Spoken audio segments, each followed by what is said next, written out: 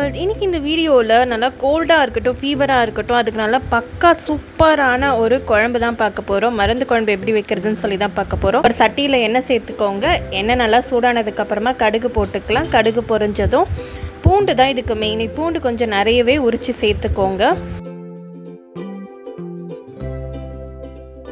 இந்த பூண்டு எல்லாமே கொஞ்சம் நல்லா வதங்கணும். அண்ட் அது கூடவே ஜீரகம் சேர்த்துக்கலாம், 1/2 டீஸ்பூன் அளவுக்கு.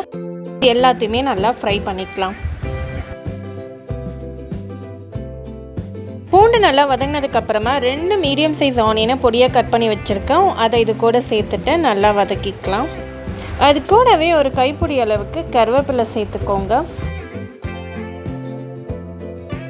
இப்போ தான் ஒரு மெயின் இன்க்ரீடியன்ட் சேர்க்க போகிறோம். எல்லா நாட்டு மருந்து கடையிலையுமே பார்த்திங்கன்னா மருந்து குழம்பு பவுடர் கேட்டிங்கன்னா கிடைக்கும். ஸோ அந்த மருந்து பவுடரை ஒரு பெரிய டீஸ்பூனில் 1 டீஸ்பூன் அளவுக்கு சேர்த்துட்டு காரத்துக்கு ஏற்ற மாதிரி மிளகாத்தூள் சேர்த்துக்கோங்க.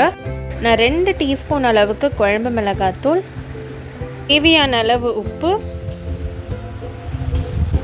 1/4 டீஸ்பூன் அளவுக்கு மஞ்சள் தூள் சேர்த்துட்டு நல்லா மிக்ஸ் பண்ணிக்கலாம். அண்ட் இந்த மருந்து குழம்பு பவுடரில் பார்த்திங்கன்னா நிறைய மூலிகைகள் இருக்குது. ஸோ இதை ஒரு வாட்டி வச்சு கோல்டாக இருக்கட்டும், ஃபீவராக இருக்கட்டும், நிறைய இதுக்கு பார்த்திங்கன்னா இதில் பெனிஃபிட்ஸ் இருக்குது. இதை நல்லா மிக்ஸ் பண்ணிக்கலாம். இது கூடவே கட் பண்ணி வச்சுருக்க முருங்கைக்காயை சேர்த்துக்கலாம். ஒரு மூடி போட்டு வச்சிடலாம். நல்லா கொதிக்கட்டும்.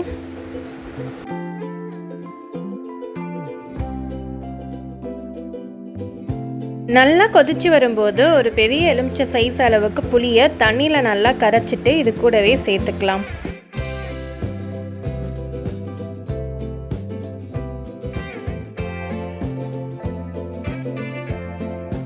இதை ஒரு பிளேட் போட்டு மூடி வச்சிடலாம். நல்லா கொதிக்கட்டும்.